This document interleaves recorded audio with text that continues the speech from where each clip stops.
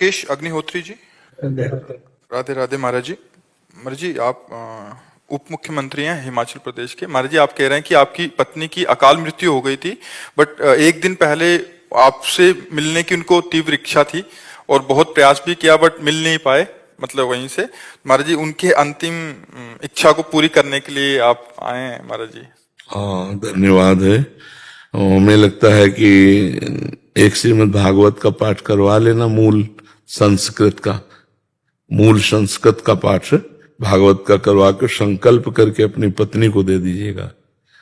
तो मूल संस्कृत के पाठ से क्या है कि अकाल मृत्यु में जहां भी जो भी गति होगी उसमें उन्नति हो जाएगी, क्योंकि भागवत इतनी समर्थ है कि धुंधकारी प्रेत बन गया था, फिर भी उसे भागवत ने भगवत स्वरूप प्रदान करके परम पद दिया। विमान आया था गोकर्ण जी के सामने, तो हमको लगता है कि तस्मात् शास्त्रम प्रमाणम थे, तो अगर उनकी इच्छा की पूर्ति तो उनकी सदगति की भी पूर्ति करवा दीजिए।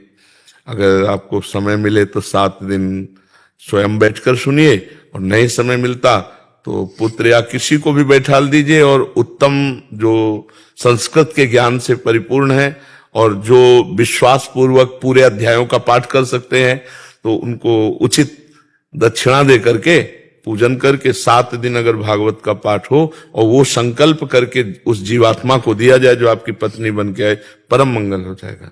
आप ऐसा कर लेना। शायद भगवान ने इसीलिए आपको भेजा होगा कि उसका मंगल हो जाए। जीव का मंगल होना, भगवान की लीला कथा और भगवान के भक्त, यही है जहां से मंगल होता है। यदि भक्त मिल गए तो भगवान की लीला कथा सुनने को मिल गई तो मंगल हो गई, और भगवान का नाम, ये सब मंगलमय है। तो अनुष्ठान भागवत का करवा लीजिए 7 दिन के लिए, और संकल्प करके पत्नी को दे दीजिएगा।